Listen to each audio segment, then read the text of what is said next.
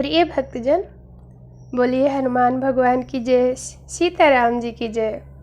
आइए आज मंगलवार के दिन हनुमान जी की बहुत ही चमत्कारी कथा सुनते हैं। कैसे हनुमान जी अपने भक्त की रक्षा बंदर रूप में आकर करते हैं। बड़ी सुंदर कथा है और ईश्वर पर विश्वास कीजिए, कथा को सुनिए।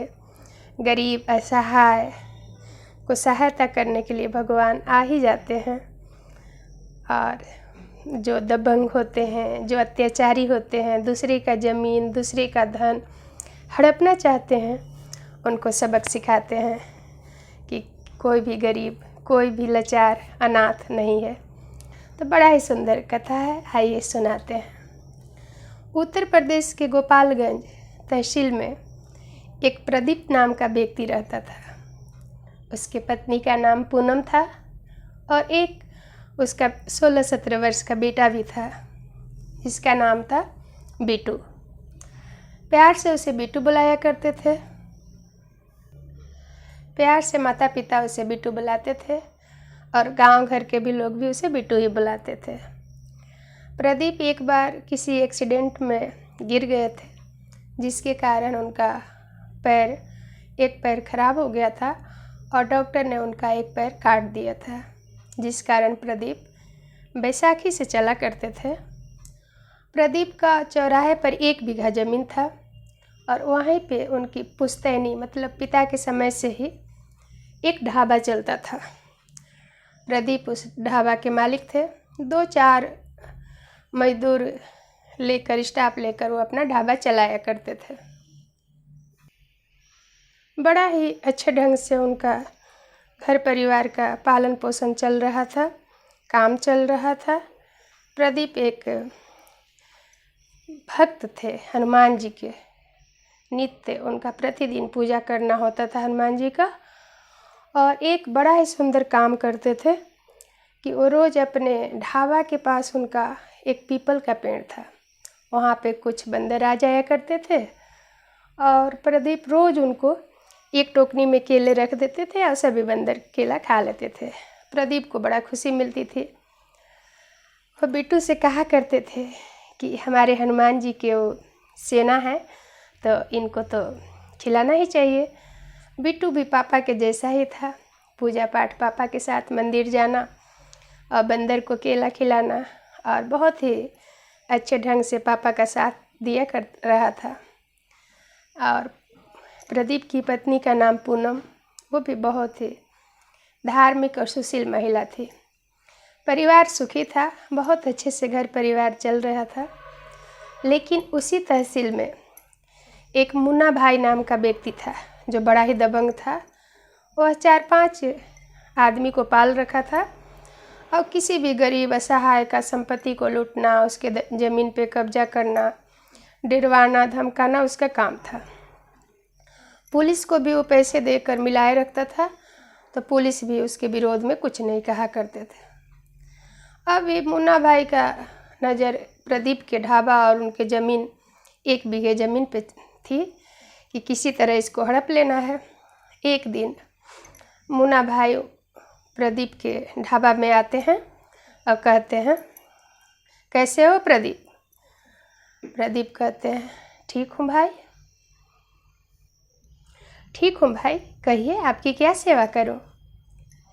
मुन्ना भाई कहते हैं, प्रदीप ये अपना ढाबा और 1 बीघा ज़मीन मुझे दे दो, इसके बदले मैं तुम्हें 50,000 रुपया दूँगा। प्रदीप कहते हैं, ये कैसे दे सकता हूँ? मेरा परिवार का लालन पालन इसी से चलता है, घर गृहस्थी। आप तो जानते हैं भाई, मैं अपाहिज हूँ, असहाय हूँ।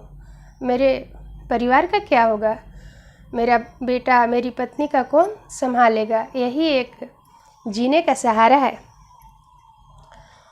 वो मुन्ना भाई कहते हैं, मैं पैसा दे रहा हूँ ना, इसके बदले कुछ काम कर लेना, पर 2 दिन का समय देता हूँ। अगर तुम ऐसे नहीं देते तो फिर तो मैं बिना पैसे का ही ले लूँगा। तुम जानते ही हो मेरे बारे में। प्रदीप हाथ जोड़ता है, नहीं भाई ऐसा नहीं कीजिएगा। पर मुन्ना भाई कह कर जाते हैं, 2 दिन का समय देता हूँ, देख लेना, नहीं तो मैं 2 दिन के बाद आता हूँ। उसको देर बाद हम क्या करूँ। जो मुन्ना भाई थे चले जाते हैं, साथ में उनके 4-5 जो पाल के रखे हुए हैं दबंग व्यक्ति मोटे ताजे साथ में रहते हैं डंडा लिए हुए। ये सोचने लगते हैं, उदास हो जाते हैं प्रदीप, क्या करें, उनसे तो लड़ नहीं सकते हैं। तो बिट्टू कहता है, पापा आप चिंता न करिए, मैं पुलिस से कंप्लेन करूँगा। ये कैसे मेरे ज़मीन को हड़प सकते हैं, यह मेरा ज़मीन 10 लाख से ऊपर का है। तो उसके पापा कहते हैं, प्रदीप बेटा पुलिस भी कुछ नहीं करता मुन्ना भाई के सामने, वो भी तो उन्हीं के हाँ में हाँ मिलाते हैं। तो बिट्टू कहता है, अच्छा। फिर दोनों बेटा और पिता थोड़ा चिंतित हो जाते हैं और अपना काम में लग जाते हैं। लोग आ रहे हैं, उनको खिला रहे हैं, पिला रहे हैं, शाम हो जाता है। फिर शाम के समय 7-8 बज जाता है रात के लगभग। उस समय ठीक रहे थे, अब थोड़ा घर जाने की लास्ट ही समय था, चल ही रहा था। तभी एक जोगिया वस्त्र में एक व्यक्ति साधु के रूप में आते हैं, साधु बाबा जैसे, और कहते हैं, भाई बहुत भूखा हूँ, कुछ खिला दो। प्रदीप कहते हैं, आइए महाराज खाइए, क्या चाहिए। तो भोजन करूँगा। बड़े ही प्रेम से प्रदीप खाना खिलाते हैं उस साधु बाबा को। साधु बाबा खाना खाते हुए कहते हैं, मेरे पास पैसे नहीं है देने का। प्रदीप कहते हैं, कोई बात नहीं बाबा, मैं तो पूरे दिन पैसे से खिलाता हूँ, अगर आप ऐसी खा लेंगे तो क्या हो जाएगा, आप भोजन करिए। तो साधु बाबा कहते हैं, भाई आप थोड़ा उदास लग रहे हैं। उस पर प्रदीप कहते हैं, हाँ बाबा क्या कहूँ, एक मेरे गांव में मुन्ना भाई नाम के व्यक्ति हैं जो मेरा ज़बरदस्ती ढाबा और ज़मीन हड़पना चाह रहे हैं। मेरे जीने का सहारा यही है, मैं क्या करूं, मैं कुछ नहीं कर सकता। इस पर साधु बाबा कहते हैं, भाई चिंता न करो, हनुमान जी तुम्हारी रक्षा करेंगे। ऐसा कहकर साधु बाबा भोजन करके चले जाते हैं और प्रदीप और उनका बेटा बिट्टू घर जाता है, पत्नी को भी बताता है। पत्नी भी उदास हो जाती हैं, भगवान ही रक्षा कर सकते हैं। तीनों ऐसा संकल्प लेकर सो जाते हैं। दूसरे दिन भी प्रदीप ढाबा खोलते हैं, तीसरे दिन भी ढाबा खोलते हैं। 2 दिन के बाद चौथे दिन वो आ जाता है, आकर बोलता है, प्रदीप क्या सोचे हो। वो बोलते हैं, प्रदीप बोलते हैं, भाई अभी तो कुछ नहीं सोचा। उस दिन क्या होता है कि सुबह से ही जब प्रदीप ढाबा खोलते हैं तो एक बंदर आ जाता है और वो उनके ढाबा में आ जाता है।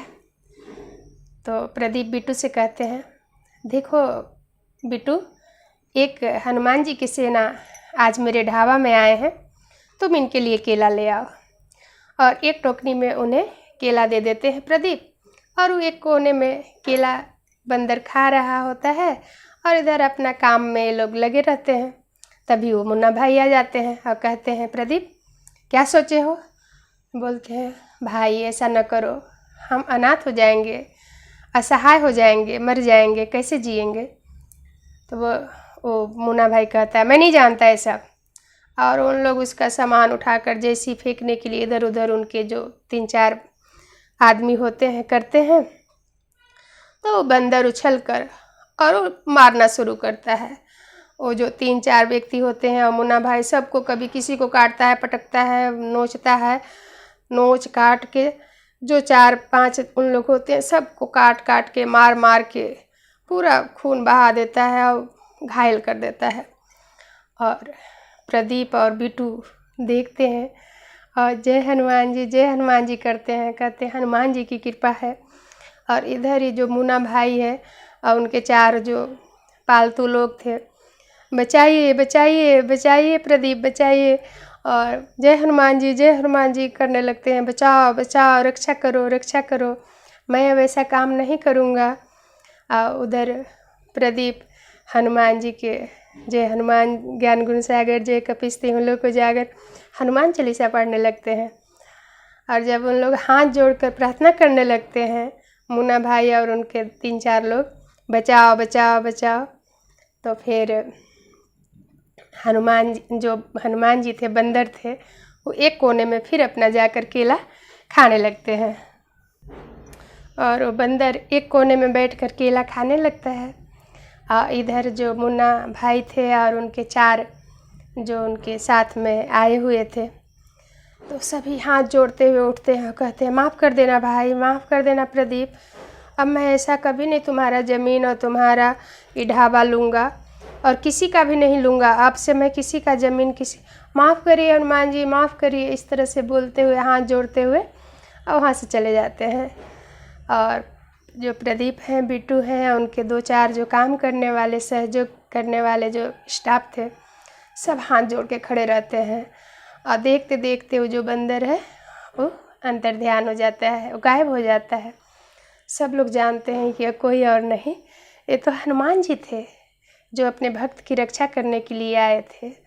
तो इस प्रकार बार बार हनुमान जी या मेरे ईश्वर देवता सब अपने भक्त के, जो सच्चे भक्त होते हैं, जो निश्चल होते हैं, जिनमें छल कपट नहीं होती है, ईर्ष्या द्वेष नहीं होती है, वो अपने भक्त की रक्षा के लिए आते हैं।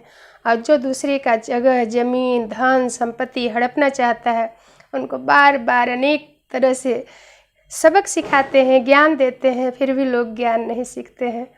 इसलिए भगवान के ऊपर विश्वास कीजिए और जैसे ईश्वर रखना चाहे उसी प्रकार रहिए। सीताराम सीताराम सीताराम कहिए, जाहि विधि रखे राम ताहि विधि रहिए। सीताराम सीताराम सीताराम कहिए, जाहि विधि रखे राम ताहि विधि रहिए। विधि के विधान जान हानि लाभ सहिए, जाहि विधि रखे राम ताहि विधि रहिए। जाहि विधि रखे राम ताहि विधि रहिए। सीताराम सीताराम सीताराम कहिए, जाहि विधि रखे राम ताहि विधि रहिए। बोलिए हनुमान जी की जय, श्री रामचंद्र भगवान की जय, सीताराम जी की जय, सभी भक्तों की जय। जो कोई भी कथा सुनेगा भगवान जी उसकी रक्षा करेंगे। जो सच्चे दिल से भगवान को बुलाएगा भगवान उसके पास जरूर आएंगे। जो ईश्वर की इच्छा होगी वही होगी। दूसरे की धन, दूसरे की संपत्ति देकर लालच न करे, जो अपना जितना है उसी में रहे। भगवान सबको खुश रखेंगे। बोलिए सियावल रामचंद्र भगवान की जय, सीताराम जी की जय, हनुमान जी की जय।